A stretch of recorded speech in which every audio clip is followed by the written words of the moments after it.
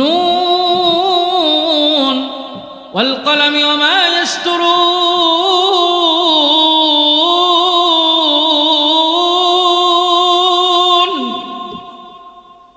মা আনতা বিনি'মাতি রাব্বিকা বিমাজনুন।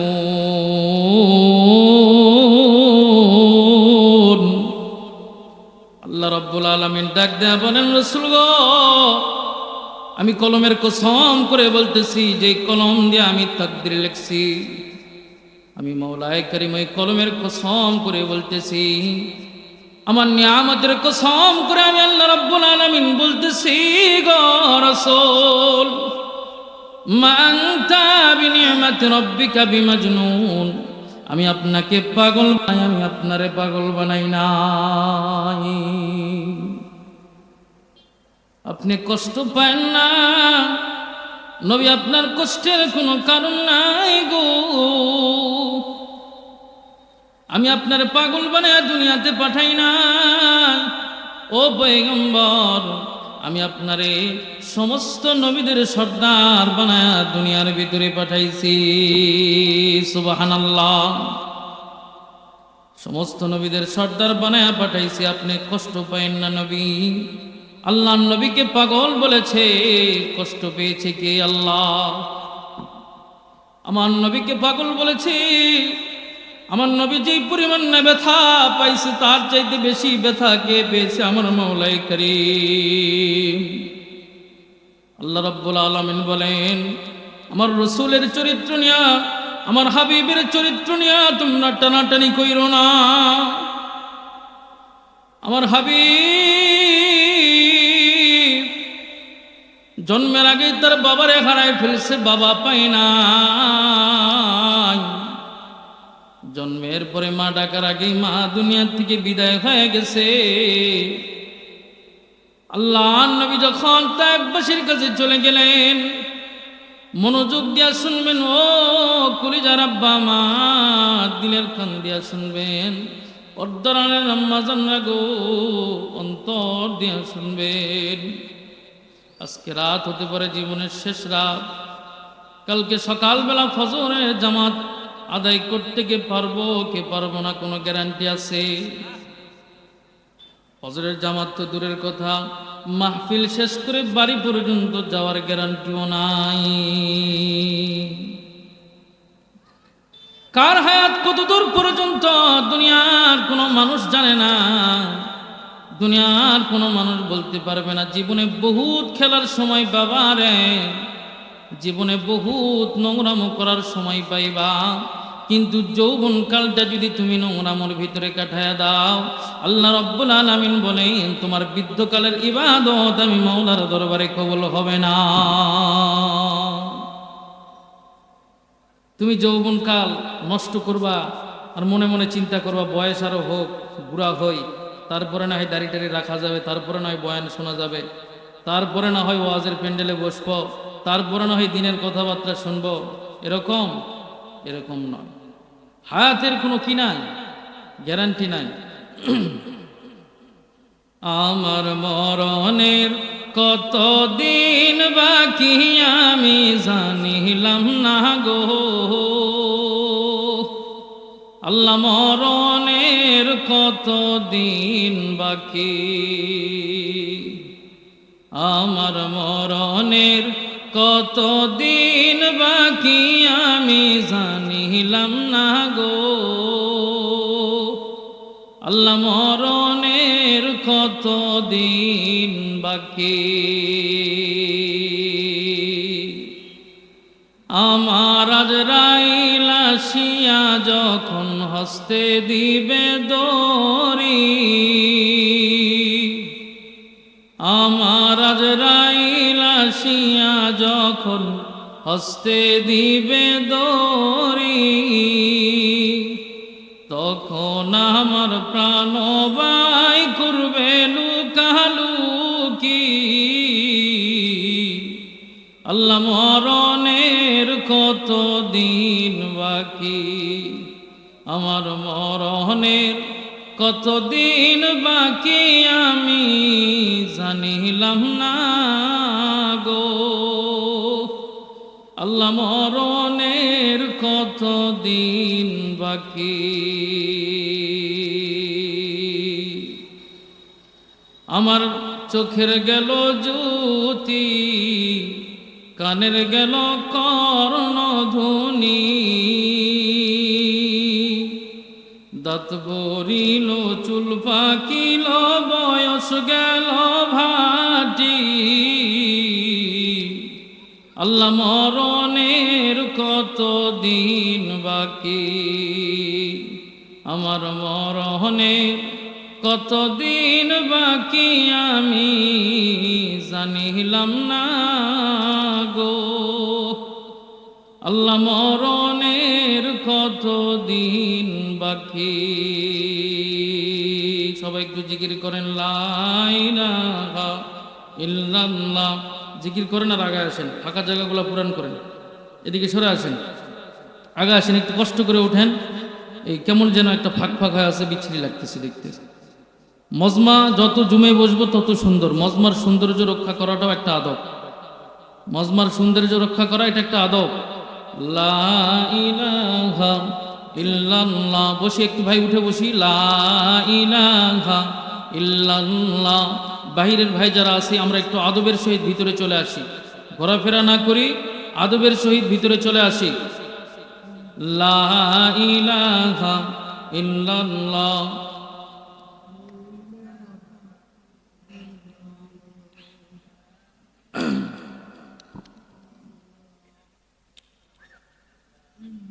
তাহলে আমরা কোথায় গেছিলাম? তায়েফের জমিনে আল্লাহ রসুল দাওয়াত দিচ্ছে।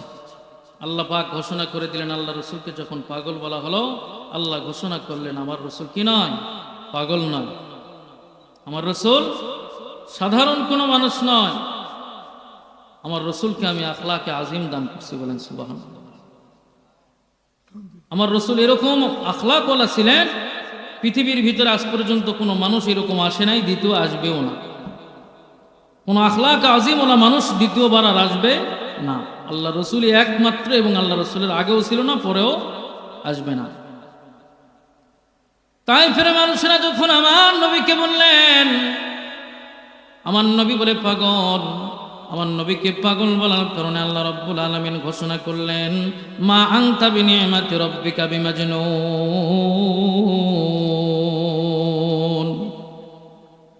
আমার রসুল পাগল নয়, আমার রসুলকে আমি পাগল বানায় দুনিয়াতে পাঠাই নাই, সমস্ত নবীদের সর্দার বানায় দুনিয়াতে পাঠাইছি। ওমা আরসালনাকা ইল্লা রাহমাতাল লিল আলামিন। আমার রসুলকে আমি রহমত বানায় পাঠাইছি, পাগল বানায় পাঠাই নাই। তোমরা যারা আমার রসুলকে পাগল বলে ডাকো, তোমরাই হলো সবচাইতে বড় পাগল। তায়েফের মানুষরা কুকুরকে লেলিয়ে দিল, যুবকদেরকে লেলিয়ে দিল, তোমরা রসুল আসা মাত্রই পাগল বলে পাথর মারা শুরু করবা। আল্লাহ রসুলের শরীরের উপরে একের পরে এক পাথর মারা শুরু হয়ে গেল। আল্লাহ নবীর শরীর রক্তাক্ত হয়ে গেলেন। হযরত যায়েদ বিন হারেসা আল্লাহ রসুলের সঙ্গী হিসাবে ছিলেন। হযরত যায়েদ বিন হারেসা রাদিয়াল্লাহু তাআলা আনহু ডাক দেয়া বলেন, ও তায়েফের ভাইরা রে, তোমাদের যত পাথর মারার প্রয়োজন হয় আমি যায়েদ বিন হারেসার শরীরে মারো, আমার রসুলের শরীরে একটা পাথর মাইরো না। আমার রসুলের মা নাই রে, আমার রসুলের বাবা নাই, আমার রসুল মা হারা বাবা হারা ইতিম একজন মানুষ। আমার রসুলের শরীরে তোমরা পাথর মাইরো না রে, তোমাদের যত পাথর মারার দরকার হয় আমার শরীরে মারো। আমি যায়েদ বিন হারেসা আমার বুকটা পাতায় দিলাম, আমার বুকের ভিতরে পাথর মেরে দাও, কোনো আফসোস নাই। আমার রসুলের শরীরে তোমরা পাথর মাইরো না।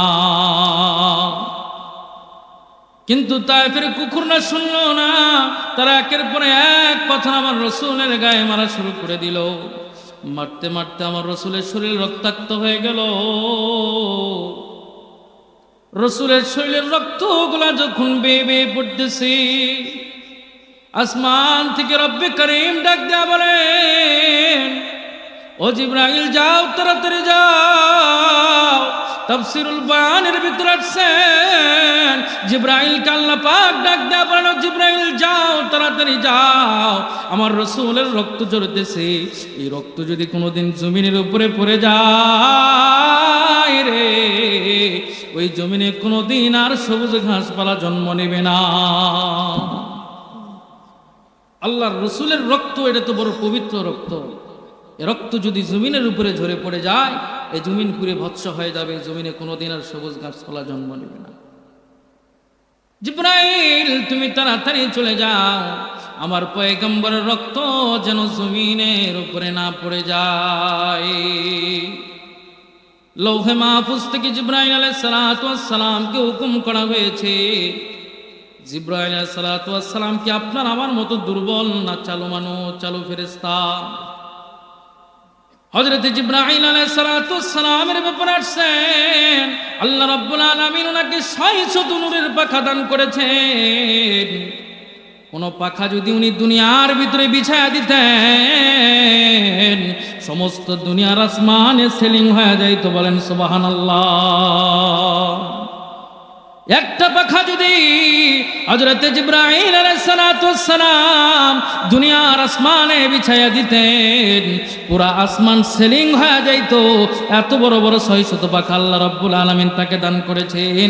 একটা পাখা দিয়া বাড়ি দিছে, আল্লাহর নবী পর্যন্ত বুঝতে সময় লাগে নাই রে। আল্লাহ রাব্বুল আলামিন জিব্রাইল আলাইহিস সালাতু ওয়াস সালামকে বলেছেন, আমার রসুলকে গিয়া বলো যে তায়েববাসী আমার রসুলের শরীরে আঘাত করেছে, আমার রসুল যদি চায় আমি আল্লাহ কোন বলবো, ফায়াকুন, সঙ্গে সঙ্গে তারা ধ্বংস হয়ে যাবে।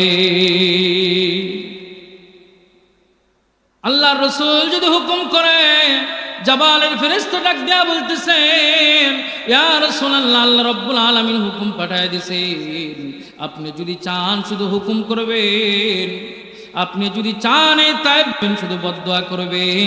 2 পাহাড়ের মাঝখানে হলো তায়েববাসীর এলাকা, আপনি যদি চান 2 পাহাড়ের মাধ্যমে তায়েবকে দুনিয়ার থেকে চিরতরে বিদায় করে দিব, পৃথিবীর মানচিত্রের তায়েব বলতে কিছু থাকবে না। আল্লাহ নবী ডাক দেয়া বললেন, ও ফেরেশতারা রে, আল্লাহ রাব্বুল আলামিন তো আমার কালিমার দাওয়াত দেওয়ার জন্য পাঠাইছে রে। তোমরা যদি তায়েববাসীরে ধ্বংস করে দাও, আমি আমার দরদি কালিমার দাওয়াত নিয়ে কার কাছে যাব? তোমরা যদি তায়েবরে ধ্বংস করে দাও, আমি আমার দরদি কালিমার দাওয়াত নিয়ে কার কাছে যাব? কার কাছে বলবো? আয় একটু কালিমা পড়ো, লা ইলাহা, পড়েন, লা ইলাহা ইল্লাল্লাহু মুহাম্মাদুর রাসূলুল্লাহ। আল্লাহ রাসূলকে কালিমা দান করেছে আল্লাহ রাব্বুল আলামিন, বড় দামি কালিমা। এই কালিমার দাম এত বেশি, হাদিসের ভিতরে আসছে, কোন মানুষ যদি ইমানের সাথে একবার কালিমা পড়ে, যদি জাররা পরিমাণ ইমান তার ভিতরে থাকে, জাহান্নামে দিয়া সমস্ত আযাবের শাস্তি হওয়ার পরেও আল্লাহ রাব্বুল আলামিন এই জাররা পরিমাণ ইমানের দাম এত বেশি দিয়েছেন, জাররা পরিমাণ ইমানের কারণে 10টা পৃথিবীর সমান একটা জান্নাত দান করবে। আল্লাহ পাক তো ছোট নয়, আল্লাহ পাকের কাছে কি কম আছে? হয়তো অনেকের চিন্তা হতে পারে 10টা পৃথিবীর সমান একটা জান্নাত, এটা আল্লাহ পাবে কই? আরে আল্লাহ এক একটা তারা সৃষ্টি করেছে যে 10টা পৃথিবীর সমান। বলে সুবহানাল্লাহ। এরকম লক্ষ কোটি কোটি তারা দিয়ে আল্লাহ আসমান সাজাইছেন, এটা দুনিয়ার মানুষ কোনোদিন কল্পনাও করতে পারবে না, যে লক্ষ কোটি কোটি তারা দিয়ে আল্লাহ আসমান সাজাইছেন, এক একটা তারা দুনিয়ার থেকে 10 গুণ বড়। বলেছেন তাহলে আল্লাহর কাছে 10টা জান্নাত, 10টা পৃথিবীর সমান একটা জান্নাত দেওয়া কোনো ব্যাপার? কোনো ব্যাপার না। আল্লাহর রাসূল চলে গেলেন, তায়েফবাসীর থেকে চলে যাওয়ার পরে আল্লাহ রসুল তাদের ব্যাপারে কোনো বদদোয়া করে নাই, বরং আল্লাহ নবী দোয়া করেছেন আল্লাহ পাক যেন তাদেরকে হেদায়েতের নূর দিয়া জান্নাতি বানায় দেয়। বলেন সুবহানাল্লাহ। এরকম দরদে দিলওয়ালা মানুষ আমার নবী। উহুদের প্রান্তরে আমার নবী চলে গেছে, কোরআনের জন্য কত কষ্ট করেছে। এখন পর্যন্ত কিন্তু আমি বয়ানে ঢুকি না, এটা আপনাদের বসার ফজিলত বলতেছি। এটা যারা আপনারা বাইরে ঘুরতেছেন, এই বাইরের লোকগুলা বসবেন, এই বসার কি ফজিলত বর্ণনা করতেছে। আল্লাহর হাবিব সাল্লাল্লাহু আলাইহি সাল্লাম কি কষ্ট করে আমাদেরকে কোরআন দিবেন। এই কোরআনের যদি বেইজ্জতি হয়ে যায়, আল্লাহ রাব্বুল আলামিন বলেন যে কোরআন যদি বেইজ্জতি হয়ে যায় এই করলগিরির জমিন থেকে, আমি আল্লাহ রাব্বুল আলামিন প্রত্যেকটা মানুষকে জবাবদিহিতা করব। আমরা জবাবদিহিতা করার দেওয়ার জন্য কোনো যোগ্যতা রাখি না। আল্লাহর জবাব দেওয়ার মতো কোনো যোগ্যতা আমাদের আছে? আল্লাহ যদি প্রশ্ন করে বসে, তোমার সামনে কোরআনের ইজ্জত নিয়ে আলোচনা হয়েছে, সেখান থেকে আমার কোরআন বেইজ্জতি হয়ে গিয়েছে, আমার নবী এত কষ্ট করে তোমাকে কোরআন দিয়েছে আর তুমি কোরআনের বেইজ্জতি করেছো, আল্লাহর সামনে জবাবদিহিতা করার মতো কোনো যোগ্যতা আমার নাই। এজন্য কোরআন যেন বেইজ্জতি না হয়ে যায়, সাবধান। আমি সাবধান করে বলতেছি, কোরআনের যেন কোনো বেইজ্জতি না হয়। আল্লাহর নবী সাল্লাল্লাহু আলাইহি ওয়াসাল্লাম চলে গেছেন উহুদের প্রান্তরে যুদ্ধ করার জন্য। আসমান থেকে বৃষ্টির মতো তীর বর্ষণ হয়। আল্লাহর নবী সাল্লাল্লাহু আলাইহি ওয়াসাল্লাম যখন যুদ্ধের ময়দানে চলে গেলেন, হযরতে তালহা রাদিয়াল্লাহু তাআলা আনহু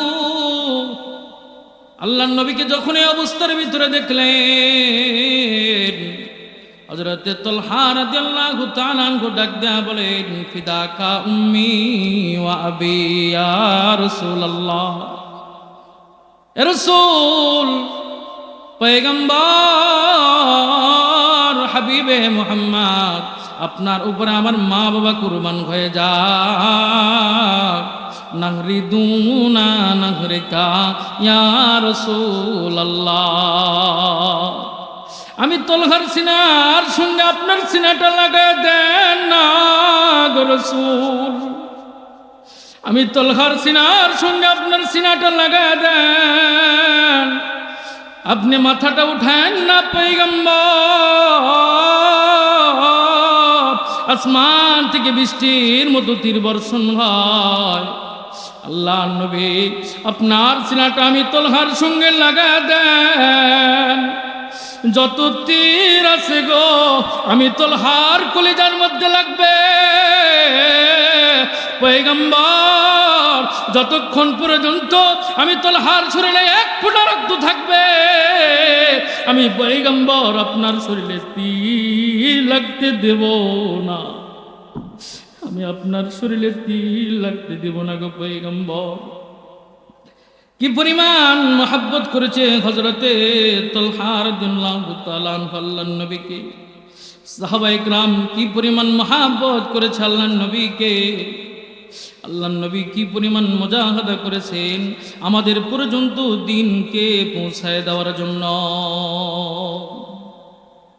যে চেহারার ভিতরে মশা মাছি পড়া পর্যন্ত হারাম, উহুদের প্রান্তরে আমার নবী যখন চলে গেলেন, আল্লাহ রসুলের দন্দন মোবারকের ভিতরে তীর লেগে গেল। আল্লাহ রসুলের দন্দন মোবারক শহীদ হয়ে গেলেন, মুখ থেকে রক্ত ঝরা শুরু হয়ে গেল। এলাকার ভিতরে খবর পৌঁছে গেছে, আল্লাহ নবী আর দুনিয়াতে নাই, আল্লাহ নবী দুনিয়াতে নাই রে। হযরতে হানজালা রাদিয়াল্লাহু তাআলা আনহু নতুন বিবাহ করেছে, স্ত্রীর সঙ্গে কেবলমাত্র একটা রাত উনি কাটাইছেন। যখন খবর পৌঁছে গেছে আমার নবী আর দুনিয়াতে নাই, হযরতে হানজালা রাদিয়াল্লাহু তাআলা আনহু উনি গোসল করার জন্য কেবলমাত্র হাম্মাম খানার দিকে যাবেন, কে যেন গলি দিয়ে আওয়াজ দেয়া যায়, আমার নবী আর দুনিয়াতে নাই। হযরতে হানজালা রাদিয়াল্লাহু তাআলা আনহু সঙ্গে সঙ্গে ওনার কাপড় আর তোয়ালা নিয়ে সঙ্গে সঙ্গে রুমের ভিতরে চলে আসছে। বিবি ডাক দেয়া বলে, স্বামী গো, আপনি না গেলেন গোসল করার জন্য, গোসল না করে কেন বাড়িতে আবার চলে আসলেন? বলে বিবি রে, কার জন্য গোসল করব রে?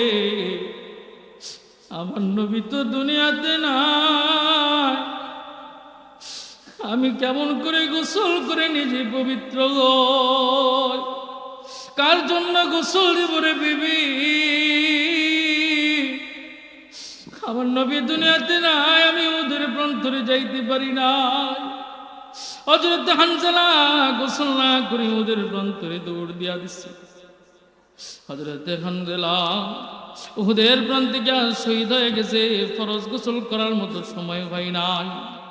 হানজালার বিবি আল্লাহ রাসূলের কাছে চলে গেছে, ইয়া রাসূলুল্লাহ, ইয়া হাবিবাল্লাহ।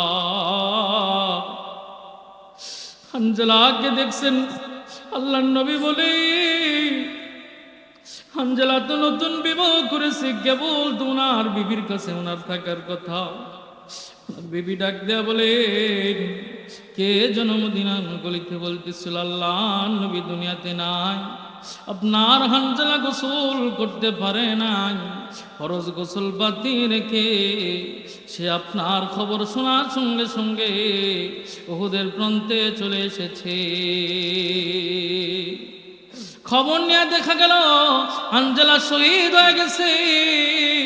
ঘরে নতুন বিবি একটা দিন মাত্র সময় পেয়েছে, স্বামীর সঙ্গে বিবির তেমন একটা সময় কাটানো হয় নাই, তেমন একটা সময়ও পায় নাই। হযরত হানজালা রাদিয়াল্লাহু তাআলা আনহু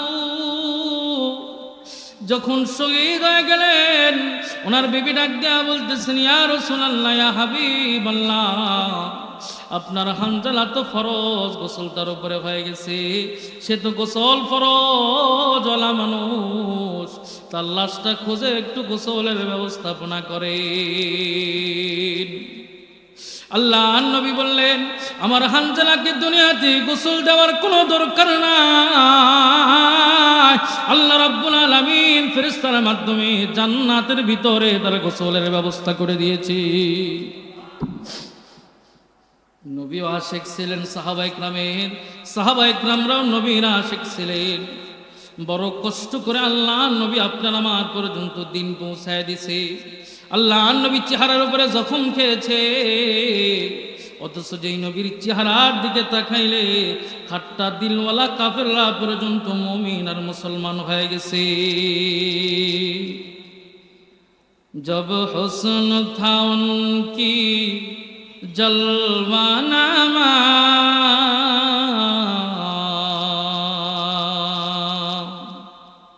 दुनिया की अनुवार से क्या होगा, जब हुस्न था उनकी जलवानामा, दुनिया की